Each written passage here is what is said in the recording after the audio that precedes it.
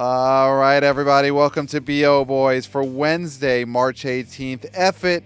We're doing it live. It's a raw feed. I'm Pat, and there is no Clayton. Is Clayton ever coming back? Who knows? Who cares? No one here really cares. He couldn't make it today for...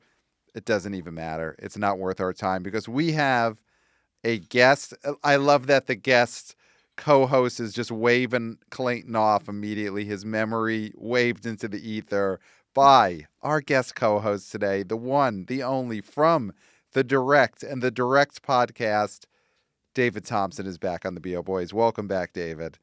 Thank you so much, Pat. It has been too long. I'm happy to be here. I even was somehow able to crawl out of just being the superhero guy to probably discuss some superhero stuff tonight, I will say. Yeah. But also to talk about little Ryan Gosling and, this rocky formation floating out in space. And pleasure being here as always. Oh, thanks for coming, David. So you know what? Let's start off quickly on some superhero stuff because Clayton and I talked about this on our last episode. We did our Oscars recap. You saw Robert Downey Jr., Chris Evans, and Chris Evans did fine. No one expects much out of him. He did what he needs to do. But RDJ came out, hands in the Jesus pose. He loves the Jesus pose. And I would say unequivocally proceeded to eat S on stage at the Oscars. I mean, me and Clayton are saying that his performance on the Oscars cost Avengers Doomsday $150 million right off the top. As our chief superhero correspondent, you're more than that, but as that, what do you think? How much money did RGJ cost this movie with his performance? $0. But I will say that I did go on the Direct podcast the next day, me and my new co-host Emmett McMahon, and we were both kind of like, that was rough. That was a bad look. I did express some worry for just, the point that I made there, and I'm going to make again right now, is that after the 4 little teasers, or whatever you want to call those, when you got Chris Evans, you got the X-Men, you got, Fantastic Four, no Doom yet, but you got those with Avatar, Fire and Ash. This was truly the next marketing moment for Doomsday ahead of an actual teaser trailer, and it fell on its face. So in that sense, it was a concern, but do I think that's really going to be something that actually has an impact come December 18th? Other things could have an impact December 18th, like other giant movies releasing that day. But do I think the Oscars F up, I think is appropriate with this? And they should have walked out on stage, played it totally cool, said the nominees, presented the awards, and gotten out of there. Trying to make it this whole bit was such a mistake, and it just went over, I think, really awkwardly. And that just wasn't the crowd to do that in either. Like a 14-year anniversary of the Avengers, that makes no sense. Regardless, no, I don't think it really affected Doomsday, but it was a bad look. And I think everyone kind of saw that and felt the awkward air in the room just through our TVs. Yeah, I feel like 5 years ago, or I guess 2019, if it's the Oscars that happened in 2019 or February 2020, and RDJ comes out there and he's got his hands in the Jesus pose and he's doing his cracks, I think that crowd is more receptive to it because at that point they are saying Marvel is our god, the MCU is paying all our bills here in Hollywood, keeping the lights on.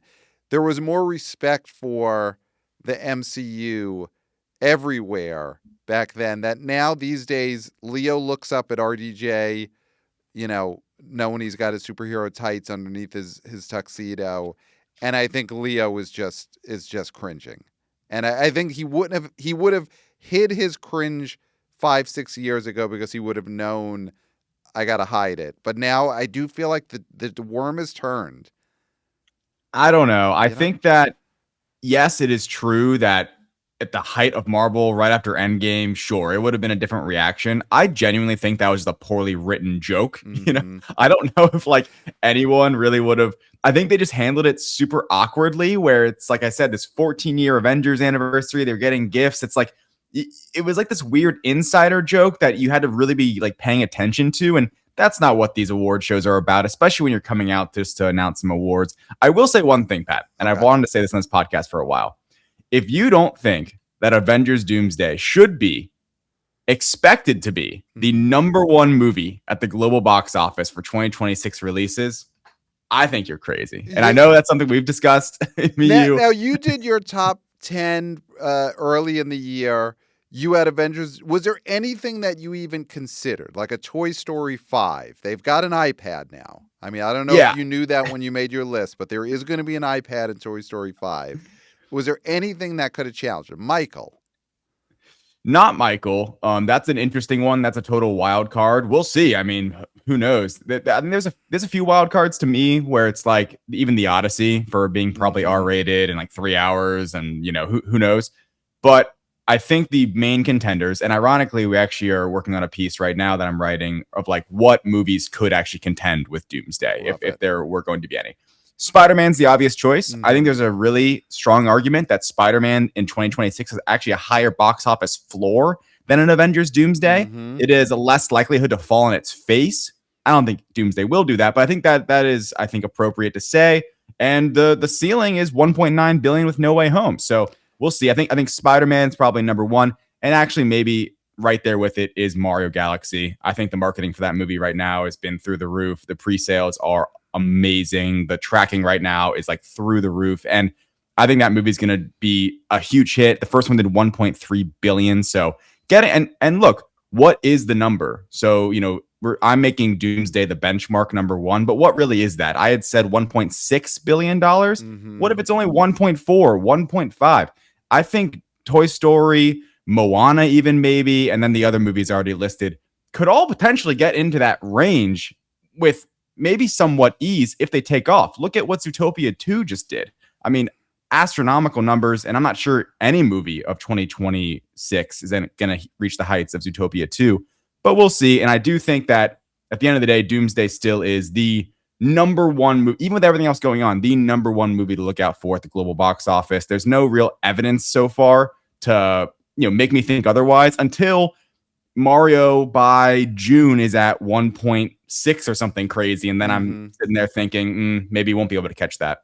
I'm with you. I think that Mario movie is going to be bigger than the first one because this has Yoshi, right? This is confirmed. There will be Yoshi in part 2. That's huge. That adds 200 million, I think.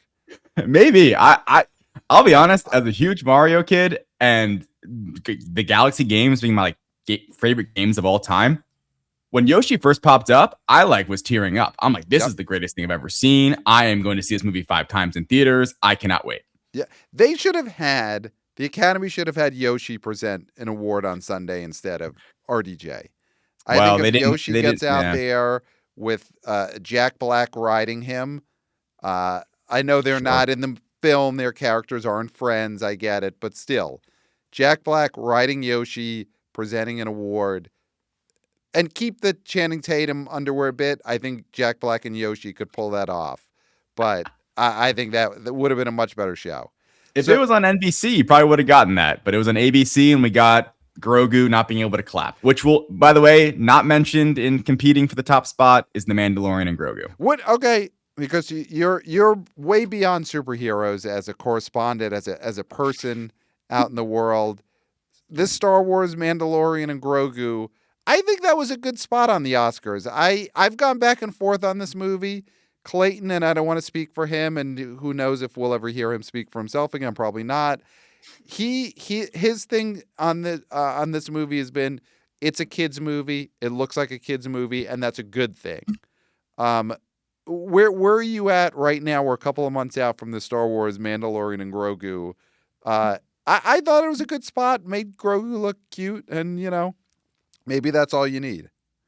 Yeah, the trailer they showed at the awards and getting Sigourney Weaver and Pedro Pascal on stage, that was decent. That was like a pretty good, very obvious, overt promotion for this movie that movie's about to come out. We're 2 months away now or something about 2 months away. So that's right around the corner. I agree. It does look like a kid's film. The latest trailer that was post the Super Bowl kind of weird spoof thing that I hated. The trailer after that, and then the spot we got with the Oscars. It's looked like a better movie. It's looked like a movie. Actually, let's start there because before it just looked like a season 4 of the TV show. And I do wonder, my biggest thing, and I know it's a little anecdotal, but I just wonder, in conversations I've had of people, friends, Mhm. family, it's like, oh, that's going into theaters. I've genuinely had people ask me that question of like, oh, that's going into movie theaters. I thought it was just going on Disney Plus, because there's so much now that even if it's not a TV series, it's just going straight to streaming. And The Mandalorian and Grogu, those characters, not even the project, those characters are synonymous with Disney Plus. They are really actually like the pillars that began Disney Plus and were the first like original thing, you know, off Star Wars, that really made people want to have that streaming service. So that to me is going to be its biggest uphill battle, and why I think the cap for that movie is probably like 600 million globally. Wow. Okay. I mean, they got to right the ship, Star Wars. You know, we haven't had a Star Wars movie that people have liked in 10 years. So it's this movie needs to be good, whatever that means for a kid's Star Wars movie, just to get people to say, okay. But that is interesting that people right now don't truly believe this will be in the movie theaters, or maybe they think it'll be in the movie theaters the way that episode of Stranger Things was in movie theaters for like 2 days as a stunt. Sure. I mean, the question's being asked. I think that's like that's the greatest concern Disney and Lucasfilm could have. Just the fact that people are seeing these trailers and still asking the question if they like log off before it says, you know, only in theaters May 22nd. Just, you know, not everyone pays such close attention to, you know, marketing and all these tools. They just see things at a passing glance. And if you're not in a movie theater and seeing the trailer there, I think there's a really real way where people are kind of like, oh, I didn't realize that was actually opening in theaters. And that could change, you know, come April and May with, you know, the marketing pickup, but we'll see. Yeah, they should start airing some instructional how-to videos on Disney Plus for how to see The Mandalorian and Grogu in the movie theater. You know, like when you buy some kind of, you know, Roomba vacuum cleaner and you don't know how to use it, so you watch the YouTube tutorial. Right. They need that for these Mandalorian Grogu TV viewers. I think that's genius. Yeah. Yeah. How to get in your car, how to find a parking space, how to, you know, deal with the teenager in the lobby who's trying to sell you popcorn. Yeah. A whole. So, and you know what? Get Kate Hudson in this movie, because she was great with Grogu at the Oscars. I wish if she was in this movie. Put in work, man. Yeah. Yeah. Get her in there. Get her in there. She was great. They had chemistry. Let's talk. You brought up a movie that could be a big problem for Avengers. I always want to say Endgame. What is Doomsday? Doomsday. Dr. Doom. Yep. It's opening against D3, Dune 3, and I haven't seen it yet, but today you watched a brand new Dune 3 trailer. Can you give us your boots in the chair watching a computer report on Dune 3, the trailer? Yeah, nothing too exciting. Watched it with everyone else. It actually premiered on TikTok, believe it or not. I did not watch it on TikTok. I sat there on the Warner Brothers YouTube page and refreshed, because I'm not that Gen Z to sit there and watch it on TikTok. I just barely am, but I'm a YouTube Gen Zer, I guess. So I waited for the YouTube tab to refresh and watch it. So anyway, this movie's maybe going to be the movie of the year. I mean, It's so ironic that the day after the Oscars and Timothée Chalamet loses Best Actor, he immediately starts promoting his next Dune movie as Paul Atreides, who's now like, you know, all like scarred up and messed up. And the trailer shows like these like clear like kind of flashbacks to part 2 that like, you know, we're during the setting of part 2, and part 3 is 17 years later. And the cast is just, you know, out of this world. We got Robert Pattinson joining as like, I guess like the main villain. I'm not too versed up on the Dune franchise. I mainly have taken it in through the movies, but the story seems like, you know, Denis Villeneuve is going to be taking this in a direction, a somewhat, I think, new and just adapted direction. I think like Zendaya's character Chani isn't really in the second book, which this movie's adapting, but she's a main character, it seems like, in Dune Part 3.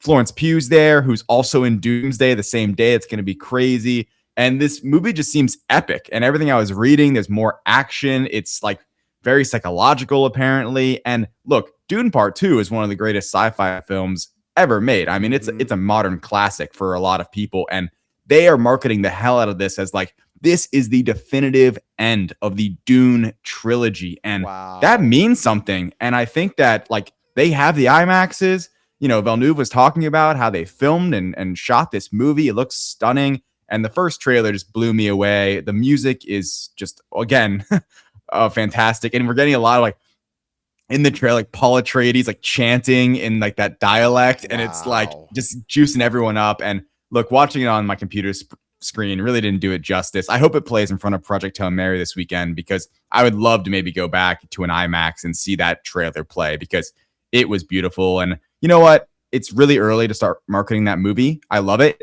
but I hope they don't over market it, because I was good just seeing what I saw. Like I could imagine a lot of people who are invested in this Dune currently, just the first two movies, would love to see the third movie just off the quick glimpse we got, even though it's like a 2-minute trailer. So pretty substantial and looks awesome. And they definitively, this is being marketed as this is the end. This is Dune Endgame. Right. So that's I think the big, that's what's unbelievable about this whole Doomsday thing, this dual release between Warner Brothers and Disney on December 18th. Because like, yeah, it's a Dune movie and it's not quite as like 4-quadrant, but oh my gosh, are a lot of people going to want to see the conclusion of this story? I mean, like I said, part 2 is this beloved film, and this is the end of that story and that legacy. And I mean, man, just what they do with these, like, I didn't know the Dune story before the first film, and now like my fandom for it kind of goes dormant when it's been a while. And yesterday they were releasing these posters, and today with the trailer, and I'm like fired up to see Dune again. You know, like Lisa Nagaib. I'm right there. I'm basically Javier Bardem, and it's just like basically you are our show's Javier Bardem. Absolutely. Right. Yes. So do you think neither of them are going to move, because it's Dune versus Doomsday, same date? They're not budging. You think this is it? Doomsday will happen. No one will move. Look, Pat, I've been saying for months and months that Dune was going to move. I was so convinced Warner Brothers was going to be like, this is not a great idea. Let's go late October, early November. Because there's some open slots there where I think even me and Scott Mendelson talked about it a little while ago, where we were trying to kind of map out where it could go.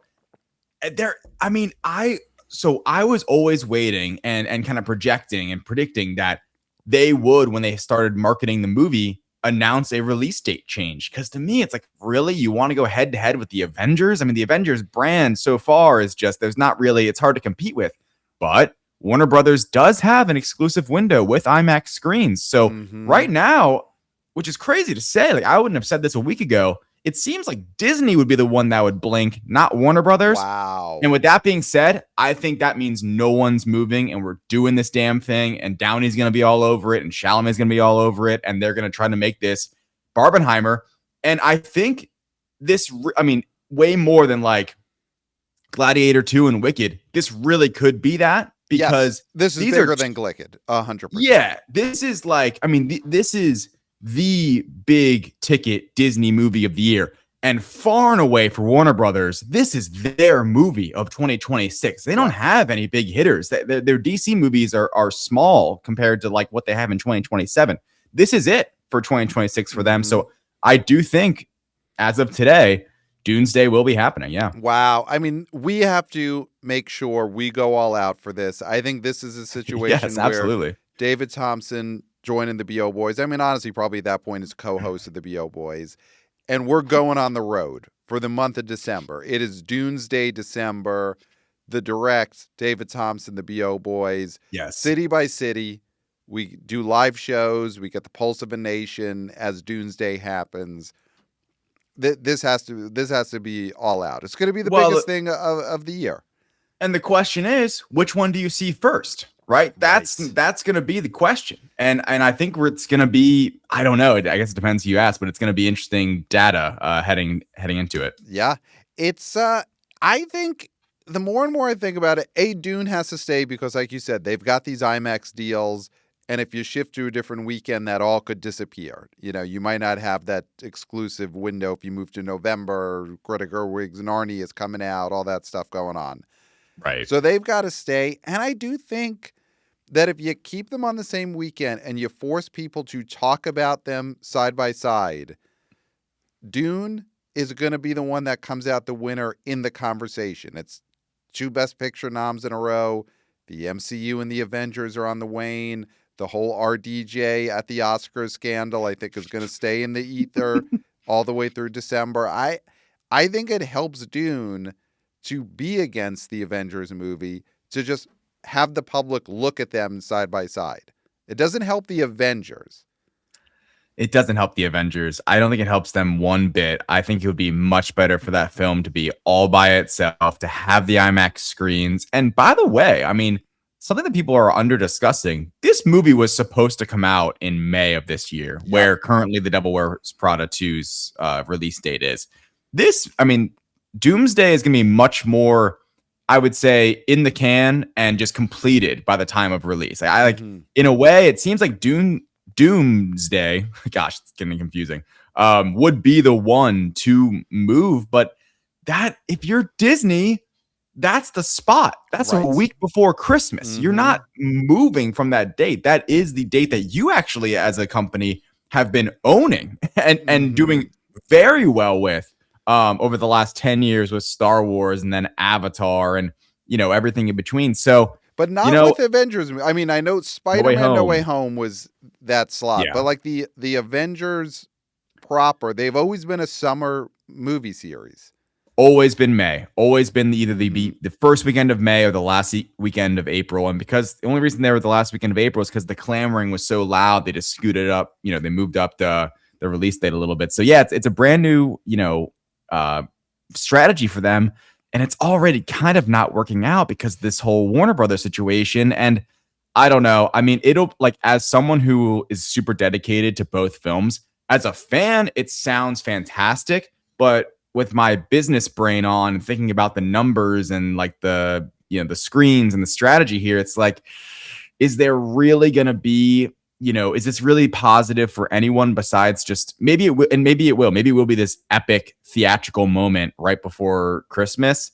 But at the same time, I don't know. I can't imagine that Kevin Feige and everyone else at Marvel Studios and Disney is like super thrilled that Warner Brothers didn't blink and isn't moving, it seems like. I mean, we almost had, though, the apocalyptic event. I mean, it would have been a good apocalypse for the box office, but we almost had a Shrek movie that would have opened, I think, a week or two before both of these movies. And then Shrek had to move. He still had some stuff he had to do. I think, let's be honest, I think Shrek wanted to get on the shot before his movie came out. I think that is the rumor around Hollywood. Is Shrek's on the shot. He saw the Serena Williams commercials and he said, let me get some of that.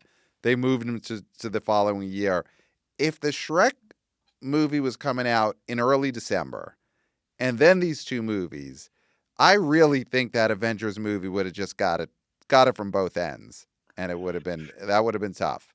Maybe. I don't know. I mean, in that case, I mean, look, it's still, like I said at the beginning, it's incredibly hard for me to see Doomsday underperform, like it really like falling on its face and not making at least $1 billion. Like that seems pretty inconceivable for me. It's an Avengers film, and like we're at the very beginning of it. And like Marvel Studios, look, a point I've made a lot is that we can complain and just kind of have this outward like view of like the multiverse and this nostalgia baiting stuff really sucks. It's worked every time commercially. No Way Home, 1.9 billion. Hell, even Multiverse of Madness, 950 million worldwide. And that was like the whole, that was leaning so heavily into multiverse and just cameos. That's what people went to see that movie. Deadpool and Wolverine, 1.3 billion. Is Avengers Doomsday going to make less than the R-rated Deadpool and Wolverine? I don't think so. That makes no sense to me. I don't see that at all. And so if that's the floor of Doomsday, then what are we really talking about here? Dune Part 2 is definitely not going to make 1.3 billion, at least in my opinion. So we have yet to say the name of the big movie that is opening up this weekend. Would you say this is now the the biggest release we've had yet this year, right? We've got nothing. This movie starts the year for me. Wow. That's where I'm at. I mean, let's say the name Project Hail Mary. It's coming out this weekend from Amazon MGM, from the Lord and Miller, the directors. Yes. Andy Weir, author of The Martian. This is his newest book getting adapted. We have both seen this film. Clayton is out there, the former co-host of the BO Boys. He's been saying there's a Harry Knowles situation. We can't be unbiased here because both of us got the VIP treatments to see this film, and they scooted us in on our rascals in to see the movie, and we can't be unbiased. Now, he's not here, so anything he said in the past doesn't matter. Let's start off with just some spoiler-free talking about us seeing the movie. I mean, I'll just start by, I love this film. Huge fan. What did you think, David? I've heard rumors of what you think, but what did you think having seen Project Hail Mary, the movie? Yeah, so 2 years ago, I read the book and fell in love with it. And then I read it again about a month ago. It's still great. And then 2 weeks ago, I saw the movie. And then last weekend, I saw it again. Wow. I love this movie. Sorry, yeah. Clayton. This is a situation. And I love Andy Weir. After I read Project Hail Mary a few years ago, I went back and read The Martian. I hadn't read that before. Excellent book. Love that movie as well. And this is a great film. It's a wonderful adaptation. And I think what the beautiful part that Lord and Miller do here is that the book is really dense, and it's actually a pretty relatively long book. And they really dumb it down in a great way. And for me, as someone who had read the book, and for those who are listening that have maybe read the book or have in anticipation for the movie, it is a great adaptation that feels like it flies by for a 2.5 hour movie. And I think it's the same thing for people that haven't read it. I think for someone who hasn't read the book, it has another positive impact where I think it could make you want to read it more, because really all the book is diving deeper. It's basically the exact same story, but you just get to dive a little bit deeper with Ryland Grace, who is the main character Ryan Gosling is playing. And yeah, I mean, in terms of like cinematography and the heart and the humor and, everything else that happens, like it's really a stand up, knockdown, killer sci-fi flick. You can look at, don't worry about my review. Look at the reviews on Rotten Tomatoes or anything else. Like, I think the cinema score is going to be super high. I think it's going to be a real crowd pleaser. And I hope one of those movies that sticks throughout the year, like we just saw with Sinners. Maybe not, it won't be Sinners. That's a very high bar after we just saw at the Academy Awards. But I hope that it does kind of stick around and like stay in the zeitgeist. And of course, make a lot of money at the box office. Yeah. I mean, we'll get to the BO with this, but we just had the Oscars the other night. I mean, right off the bat, I think this could be, you always have those couple of slots for really good, big blockbuster movie that gets in the Oscar 10. And Project Hail Mary, maybe we're going to have an incredible year where there's 6 of these big blockbusters that are great. This feels like that is a contender for that slot. Those couple of, usually it's an Avatar or we saw it in F1, just a really well-made big studio action hit. And I think this is at that level. This is an F1. This is a just best case version of a studio making a all quadrant action star vehicle. Well, it's so funny you say that. It's F1 because this is also made by a streamer, not Apple this time. Yep. Amazon MGM Studios. This is their big year. They're doing the BO boy. They're making the BO boys money every day because they are releasing all these movies in theaters. First one fell on its face. Crime 101, okay movie, but just like, for the talent that was in that. Well, was the first one, was Mercy theirs, or am I misattributing Mercy? Oh, maybe Mercy was. You're probably right about that. I'll get the list up. And I don't want to besmirch MGM because Project Hail Mary, they're giving us this great movie, but I do think they might have been Mercy. But they're getting it. What I like about their strategy is they were cleansing the palate, clearing the table before Project Hail Mary got here. They were like, this is coming out in 3 months. Let's get rid of Mercy. before we start giving them Project Hail Mary. Yeah, I think, and we're getting what is it, Masters of the Universe later this year from them as well. So this really is $200 million budget for Project Hail Mary. This is their Hail Mary, like literally in a way. It feels like a movie they're putting all their chips in. That the marketing I think has been very expensive, and I know they talked about it recently. There was I believe a Variety article came out today of like talking about how Amazon has a different approach to these films because they see it as all this marketing is in a way free for just when it streams later. And that's kind of all they care about. And it's kind of the same with Apple. And Apple has no widely released theatrical films coming in 2026, whereas Amazon MGM has all of these films coming out. And Project Hail Mary, I hope for the sake of that studio, because, with everything happening with Paramount and Warner Brothers and all that, like, we need more of these streaming companies that have absorbed these studios like an MGM to keep making theatrical movies. And this is a great example of one that I'm really rooting for to make a lot of money. Obviously, the reviews have been great, but if it's not really a big hit in theaters, I don't know, it could scare Amazon off, especially given the price tag for all this. Yeah, it could be an Argyle. I mean, you look back at Apple, and I know they had F1. They distributed that through Warner Brothers, but yeah, Apple still is haunted by the ghost of Argyle and how that one blew up in their face. And they, other than F1, they didn't put Lost Bus in 3,000 theaters for 45 days. They didn't do it. And I think you're right. If Project Hail Mary doesn't hit, Amazon MGM is going to say, why are we doing this? Obviously, we'll get to it. I think we both think this is going to work. They are doing a lot of promotion for it. They're doing a lot of screenings for it. And I've seen these theories out there that are saying, did Amazon MGM peak this too early? Were there too many advanced screenings? Have people been talking about this movie for too long? Do they feel like it's out already?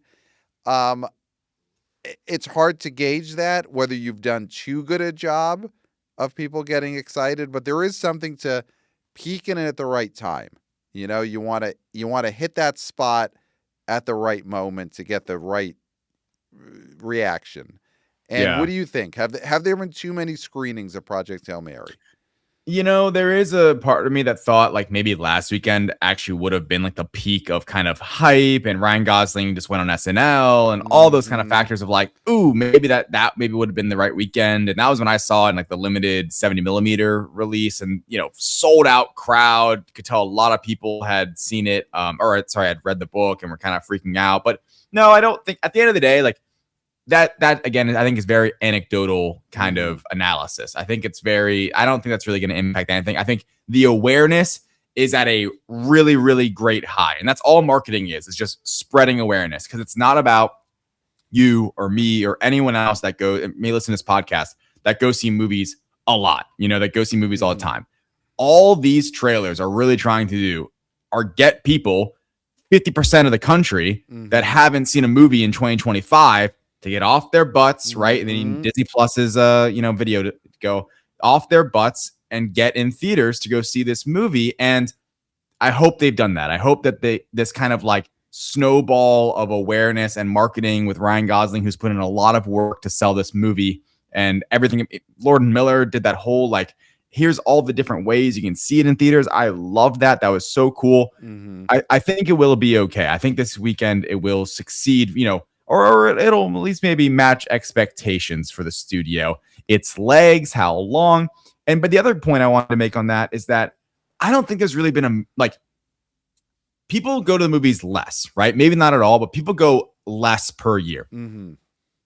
There hasn't been a movie lately that they would have just seen and then be like, I'll pass on Project Hail Mary. So in that sense, there's really been no like theatrical fatigue early 2026. So like I said, this movie starts the year, and I think a lot of people, this will be maybe, this film, maybe Wuthering Heights, this will be the movie that is kind of kickstarting their theater going in 2026. And there's a lot of movies this year that I think a lot of people are going to see. Yeah, it's pent up. You're the moviegoer right now, the casual moviegoers, they're a little backed up, and it's time for a release, and Project Hail Mary is that. Ryan Gosling. This is big for him, because obviously he's a very liked actor. He's a movie star, and Barbie, giant hit, Oscar nom. But then The Fall Guy, and The Fall Guy was leggy, but it opened way lower than anyone thought. It wasn't a slam dunk coronation of anything this guy is in is going to be a big hit. Yeah. Gosling needs this, I think, he doesn't need anything. He's fine. But this is a movie where he's the guy. There's no other movie stars in this. So this being a big hit puts him back at the top of that list of like the non-Leo bankable movie stars. I mean, what do you think? Do you think he's definitely a plus for audiences in this movie? Like having Ryan Gosling is much bigger than having a Chris Evans or another one of the Chris's instead. Yeah, if this was Chris Evans, this movie would be not opening to as high of a number as I'm going to give later today. I don't see that. But Ryan Gosling, it is interesting because he really hasn't. He is a huge star, but it's not. What movies has he really like opened by himself? I mean, The Fall Guy was kind of supposed to be that, and I liked The Fall Guy as a movie, but it didn't blow anyone away at the box office. Barbie was its own unique thing, and he's kind of still riding that high a little bit. Mm-hmm. The thing with Project Hail Mary, from a narrative standpoint, the movie is on his shoulders. Like from a performance perspective, he is the selling point of the movie because it's really for a 2.5 hour movie, you only care about a couple of characters, really. I mean, it's a few people you give, you care about at all. So with that being said, I think that, this is a huge test for him. And it will be, I think, a huge success for him and kind of prove like, oh, this kind of one-man show is kind of similar to The Martian with Matt Damon. Mm-hmm. Bigger star, but, I think similarly, it's like you really own this movie. This movie has to be yours. Like people are enjoying it because of your performance. And that'll go a long way, I think, in the overall kind of like narrative that Hollywood writes about the movie. Like it's not just that, oh, this movie's great, but Ryan Gosling kind of puts it on his shoulders and carries this thing for that amount of time. And it'll help a lot because, by the way, in 14 months, he's opening a Star Wars movie. Wow. And the momentum that I think Disney is rooting for this movie big time. I think they're thrilled that it's getting rave reviews. I think they're going to love if it's a big smash hit because they want that to come and join Star Wars. And I think from everything I've seen, right? Like, I think that is what's going to happen. And I think Star Wars Starfighter has a much better chance of being a huge success than The Mandalorian and Grogu. Oh, I mean, if this movie was terrible, which is not, we've seen it. We love this movie, Project Hail Mary. We love it because it's great, not because it's a Harry Knowles situation, of course. If this had been bad, Ryan Gosling and if all the headlines were, leave this guy in space, or we never want to see Gosling in space again, Disney would be freaking out. But that's not the case because Project Hail Mary, which we've both seen, is a great movie. And now, joining us from outer space, unfortunately, he did find his way home. And I don't know how he did it because this guy can't figure anything out. He has no idea about electronics, machinery, astrophysics, but he did get home.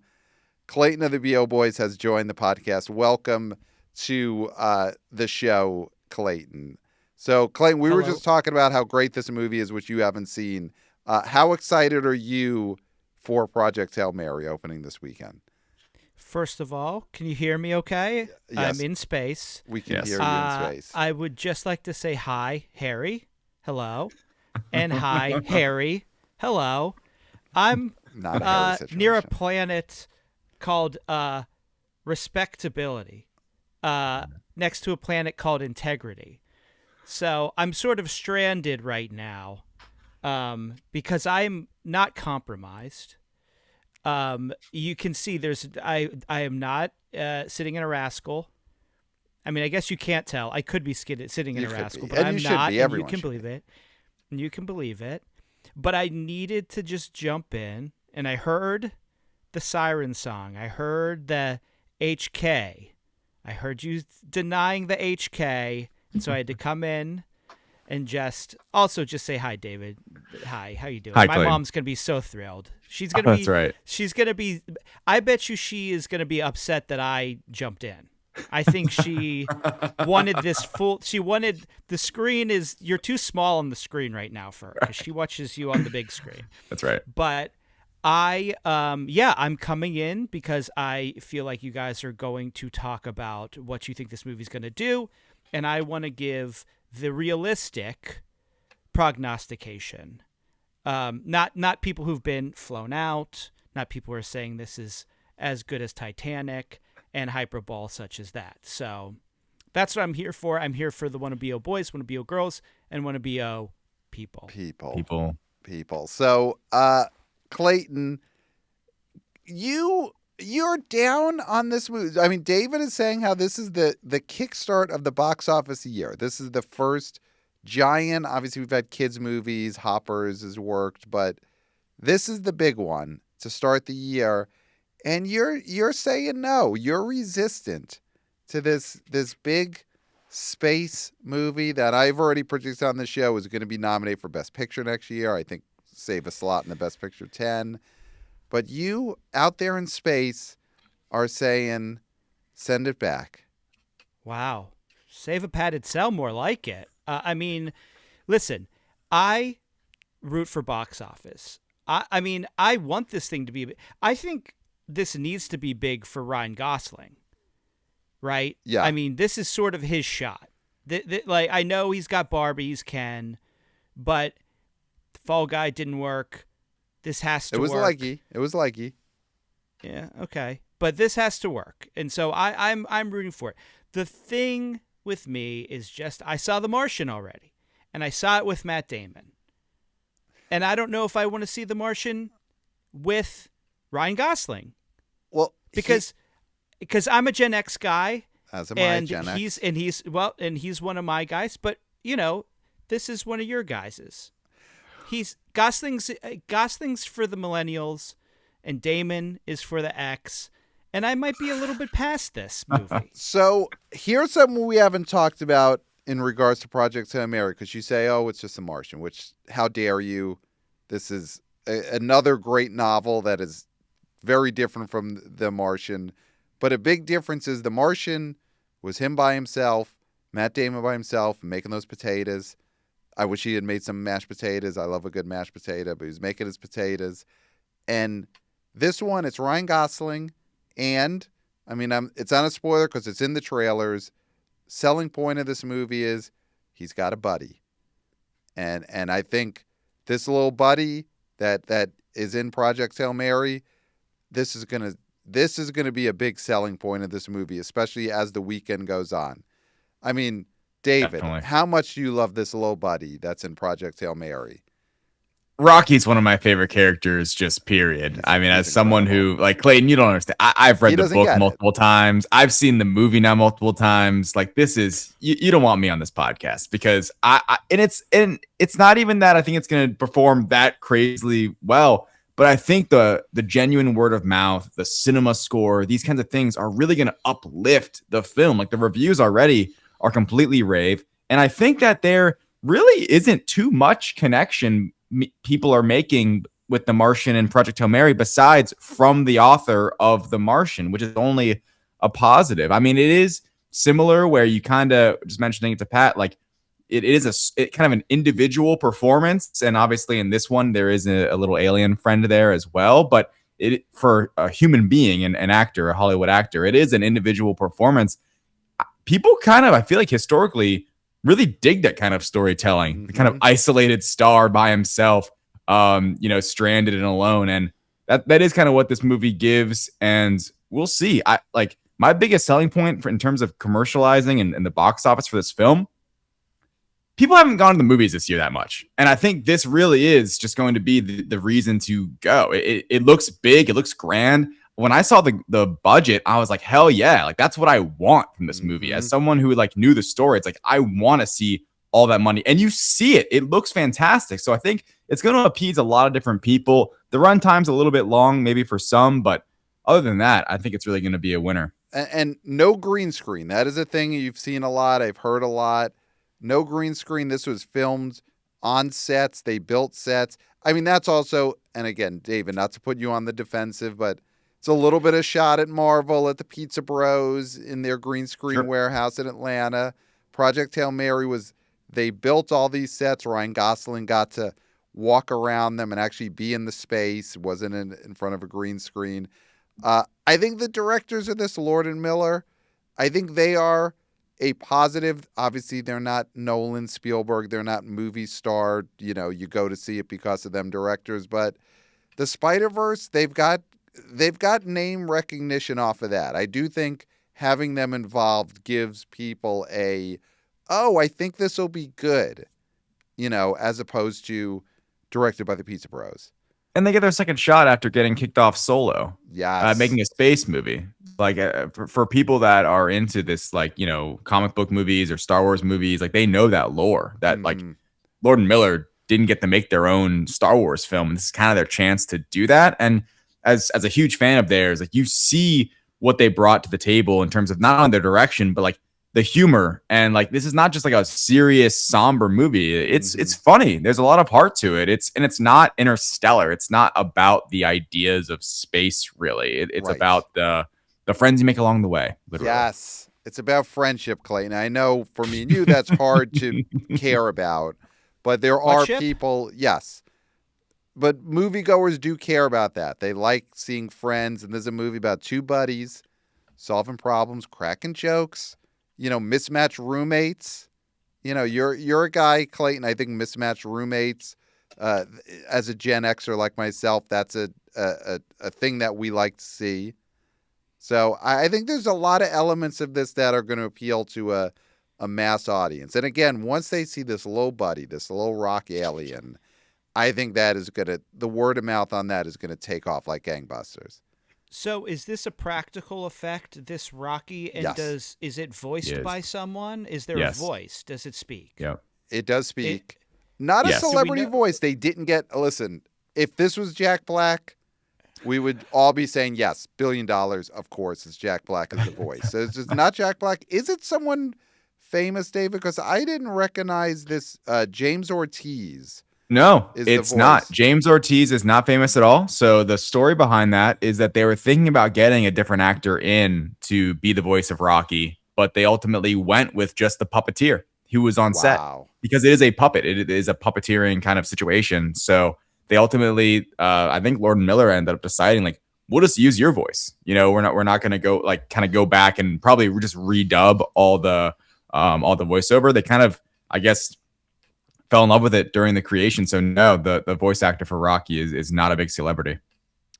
I love that. And again, if it was Jack Black, sure, it'd be a much bigger opening. That would be terrible, though. That'd be awful. He'd make it work. Or at least he'd make the Lad Bible video that he did to promote the movie work. That would work for sure. Absolutely. Now, I'd watch that. Now, because this Lord and Miller did not use their dog using the bathroom as inspiration for this, right? Because the last character that Jack Black, like in a live action movie, did the voice for. Do you remember the name of that movie? I can't remember the name of the Cate Blanchett movie that you're referencing. Borderlands. Borderlands. Yes, that was the inspiration for Eli Roth. It was his dog taking a poo, and then he wrote a screenplay about it. So, here's someone I'm going to throw out, David, that I loved in this movie. Yeah.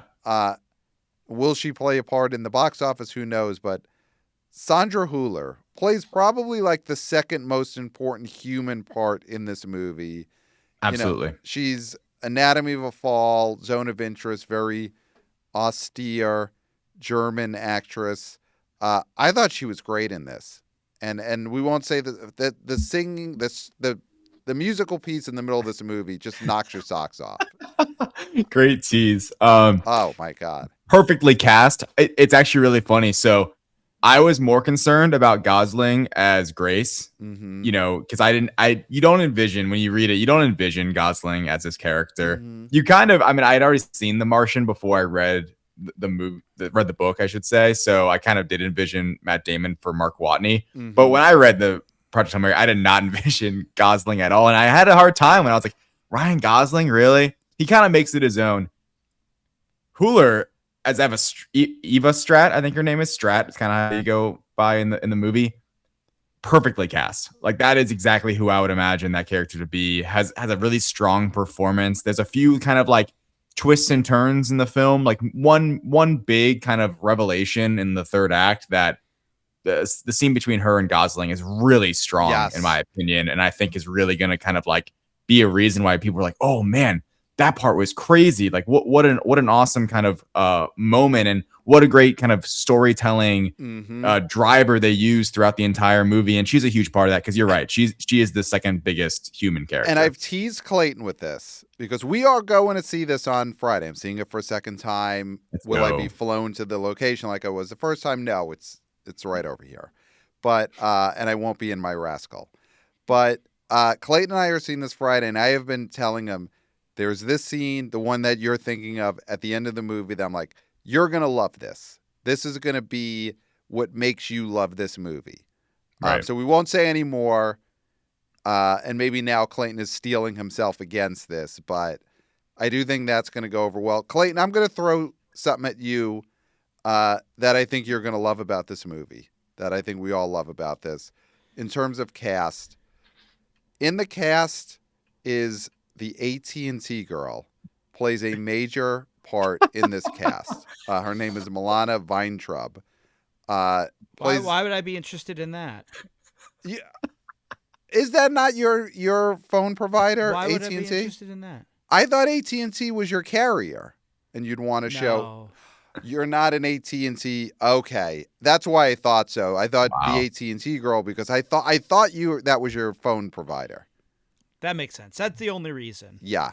Okay. So otherwise, then, since that is not your phone provider, that doesn't mean anything to you that the AT&T girl has a major role in this movie. Well, no, I'm Mint Mobile, so if Ryan Reynolds was in it, then I'd be interested, I guess. Oh, they got to get them together. And the Verizon, what does the Verizon guy used to say? What was his line? Can you hear me now? Get them together. Yeah, but then he jumped ship to Sprint, I think, right? Yes. And get the Dell dude in there, too. Yeah. Okay, well, that's the other cast member of note in this movie. More importantly, Pat, by the way, she voices Squirrel Girl in Marvel Rivals. So okay. Well, that'll get a certain fandom in. I think she's got a couple of people listen to the Direct podcast might like that. Everyone playing Marvel Rivals. Yeah. Everyone counts. Everyone's dollar is green, except ours. We get to see for free. We get flown to the locations and put up in hotels. But so guys, I hate to interrupt. Yeah. But I do have to go because I'm working on a bombshell report. Wow. About just compromised box office prognosticators. Okay. It has nothing to do with this podcast, nothing to do with anybody currently on the podcast. Okay. That I can speak about right now. But it's bombshell and it's going to drop tomorrow. So I need to get it done. Okay. So do you want to give us a number? Yeah, give us a number for Project Hail Mary. Thank you, Harry. I'll give you a number. My number is going to be $40 million. Wow. Oh, okay. My gosh. All right, so that's the number from Clayton. Now, Clayton, just quickly before you go, since Dave and I are going to switch to the other movie opening this weekend, any quick thoughts or predictions? Ready or Not, Part 2. Samara Weaving is back in that same mansion. Any number, any big thoughts on that? Oh, eating shit with $9 million. Okay. Yeah. I mean, David, let's use that as a jumping off point. And Clayton, you could go back. I'd love it if you're in space. I'd love it if as you left, we saw your head explode. That would be an outstanding way to end your run on this show. But, well, Pat, as the editor of the podcast, the video editor, then you doing that right now? Right now would be great. Yeah. And you're going to do it, right? Of course, yeah. You better. Of course. You better. All right. So thank you, Clayton. And continue on that bombshell report that has nothing to do. Bye, David. I love you. Bye, Clayton. Love you too. See you next time. See ya. David, Ready or Not Part 2. Clayton has it eating shit at 9 million. I can't, as much as I love to argue with this guy, and I same. What is? I guess I wrote down 8 million. Why did they do this? I guess this is a movie that did well enough, right? You said it got to 28 million total domestic. Yeah. Fine. I remember I saw it in 2019. I don't plan on seeing the new one though. So if that's, any. Yeah, I mean, I think we all liked it well enough, but if there was ever a standalone premise, it's that. The sequel is basically she has to do it again, and now her sister is there.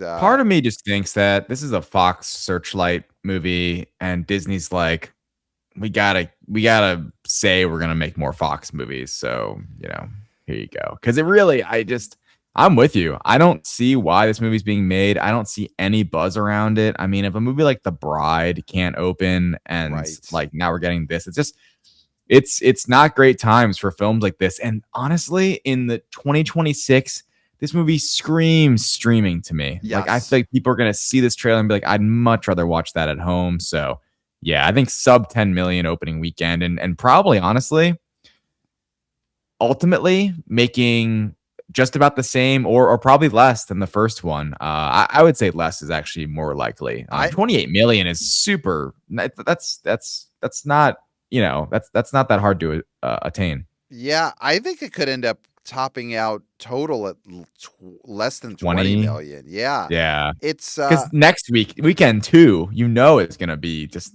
a disaster. It's going to be these movies don't hold at all. Yeah.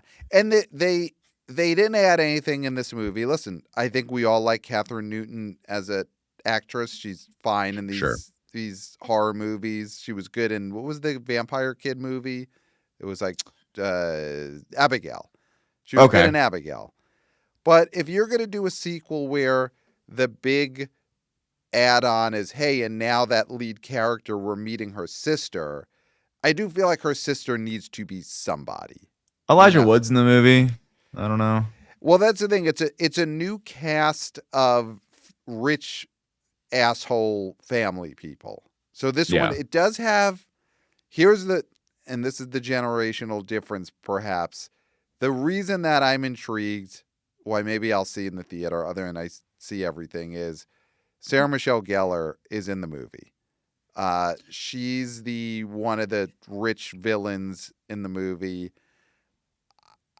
There's definitely some generational appeal there of Buffy, great late 90s SNL host. Why she's not a 5-timer, I don't know. But there's something there, but that's still not enough. And the sister needed to be someone. It needed to be Jenna Ortega or somebody that people cared about. McKenna Grace even. I don't know. Yeah, I'd say she's more up and coming. I don't see a world where this makes $10 million this weekend. I just really, and even just in the theatrical landscape right now, I mean, it's getting a wide release, of course, but I can't imagine this is going to be something that people are dying to see opening weekend. And then it'll just kind of, shut her off to not making much money. Like you said, probably under 20 million total domestic. Yeah. I mean, at least they're making it and putting it out there rather than just, and it'll get more streaming views, I guess, when it'll drop on Hulu, Disney Plus at some point. Yeah. And people will say, oh, I remember seeing that billboard over the freeway. I didn't see the movie, but I do remember the billboard, so I guess I'll watch this on Hulu now. And I've heard I will say, devil's advocate for a second. I know it just played at South by, and people did actually like the movie. I remember liking the first one, so it's not that there's necessarily like a quality concern. I think it's just levels of interest and actually getting up and getting to the theater. This could be, in a different world. And I think the marketing has been pretty poor. I haven't seen Disney put a lot of money into the marketing for this and even make it feel like this is this big theatrical film coming out this weekend. So all that being said, like, I know people are probably liking it. It's probably pretty good. And like in a different world, it could have been made this like, what a fun theatrical kind of, I guess experience, but I just don't see it. Yeah, it's the first one had a premise.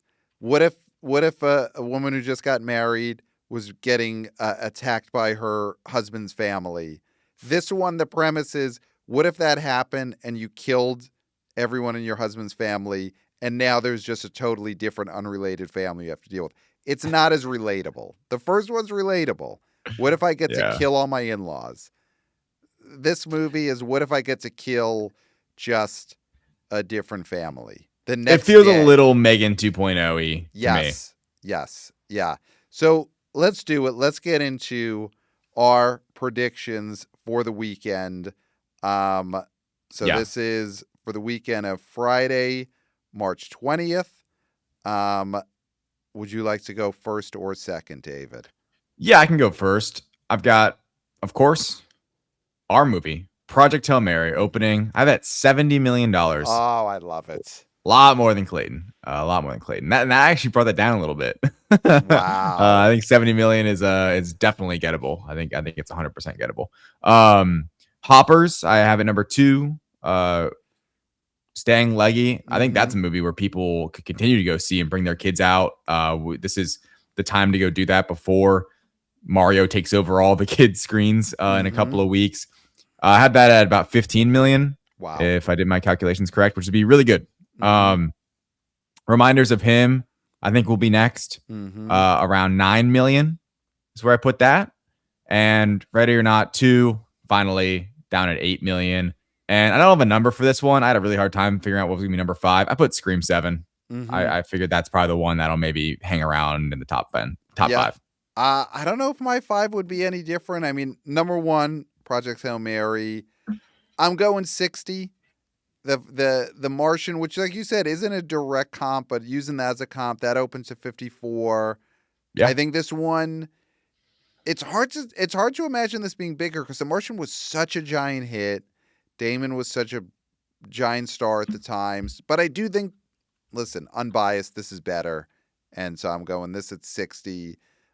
Number 2 is going to be Hoppers, like you said, in the high teens. Number 3, Reminders of Him. It made 17.9 last weekend. I think it's going to make 10 or 11. The drops on these, and I think that's a totally different audience than seeing any of these other movies. Number 4, Ready or Not, it'll make 6. I think it makes like 6 or 7. Yeah, wouldn't be surprising. And then number 5, I guess it kind of has to be Scream 7. Undertone is going to just drop like 70%. Undertone, no way. I don't see that movie being in the top 5. Yeah. So I guess Scream 7 by default will be number 5. Yeah, Wuthering Heights, those are way too far down. So Scream 7, I imagine this weekend would still have some walk-up business. Yes. It's like, I don't know what I'm seeing, but another Scream movie. Okay, I'll sign up to see that. Yeah. So yeah, that. It's going to be a great weekend. Absolutely. I hope Project Hail Mary hits 80. That would be what I would love to see it. I don't think it will. I think 60. Your prediction's probably the most, maybe like could end up being the most accurate. But I think there's a world where it really blows up, man. Like there's a lot of people that have read this book. People love Ryan Gosling. We'll see. I'll tune back in next week because what's getting put to the test, I think, is it peaking at the right time? Yes. Did they kind of promote it almost too heavily, too fast? Because I think if it peaks at the right time and that is ending up like it's this big, just kind of swell leading into this weekend, and so many people have already seen it. There's rewatchability factors. You're seeing it again. I think it could really kill. Yeah. What is, you don't want to think worst case scenario, but Clayton's out there throwing 40 million. What is a disaster opening for this movie? Like a realistic disaster? 40 for sure. Yeah. I think it is Clayton's prediction of 40. That is like Amazon being like, well, we tried. Because 40 is like, that's, that's where you can't just bank on a non-IP, right? This is an original book that's, only 5 years old. It's 2021 novel. Obviously it has the history, but, unlike these bigger franchises we have, even these video game movies these days, where it's these hugely long generational franchises, This movie does not have that going for it, and that would make me kind of like play the sirens, and especially for Ryan Gosling, where it's like, oh my gosh, you put so much into this marketing campaign, and only like if it was 35 or 40 million dollars, I wouldn't even be that. I mean, 50, you could kind of like maybe PR that to be like a positive, but even then, I'd be disappointed to see that. 60 would be fine. 60 would be okay. I think 50 works because, again, Martian opens at 54. Right. More than The Martian is a headline. Yeah. And I think around the Martian number is fine because Martian came out at a time when movie going was in a better place, or at least for movies that were just like, I'll go see a big movie. So I think anything within 5-6 million of that Martian number is solid. Yeah. But Martian didn't drop. If I'm looking at it right now, like Martian, second weekend, 30%, third weekend, another 40, fourth weekend, 26%. Like it was still, by its sixth weekend, it was still in the double digits. Wow. I don't know if I see that for Project Hail Mary. Like that, we'll see. Yeah, it's going to be fascinating. But finally, we have something this big that makes us think this long and hard. This is what we want. And we got Super Mario Galaxy, and we got Michael coming out. So it is time. Yes. It is here. We did it. So, David, what do you have coming up on the Direct podcast, on any of your many business ventures that you have going on? What should people be looking for? Yeah, absolutely. Like I said, I'm putting up, it has not been posted yet, but look out. I have an article coming up for the Direct. That would be, apt for this podcast, talking about some contenders that could be the number one movie of the year that aren't Avengers Doomsday. As I predicted back in December, that is my number one. But, now a few months into the year, what could really compete? I think my number one on there might be Mario, because I'm really buying the hype and the marketing for that and just the galaxy and all of that. So have that. The Direct podcast, talking everything you need to know about the universes you love. We have a lot coming up. Every Monday, we have our news show, and we just did our Project Hail Mary, just spoiler-free review last week. This upcoming Monday, we will have our full spoiler discussion, me and Emmett talking on there. He has also read the book, so that'll be a really fun conversation for us diving in full spoilers. And also on the podcast coming up, we do weekly reviews for all these Marvel shows, and Daredevil Born Again is beginning next week, March 24th. So we'll be kicking that off with the premiere episode and so on for the next 8 weeks, talking a little Daredevil and gearing up for a huge year in comic book land for us over there with both DC and Marvel. So it's a really exciting time. Wow. All right. This is huge. You got to follow David on the Direct. You got to subscribe to his podcast. Email theboboyspodcast@gmail.com. Subscribe to our YouTube channel. We are YouTubers. Hey, guys. Subscribe to our Instagram, TikTok @theboboyspod. Subscribe to the Substack. 5 stars on Apple Podcasts. 5 stars for any podcast that David is on, the Direct podcast. Give that 5 stars. Yes. And that is it, David. I got nothing left.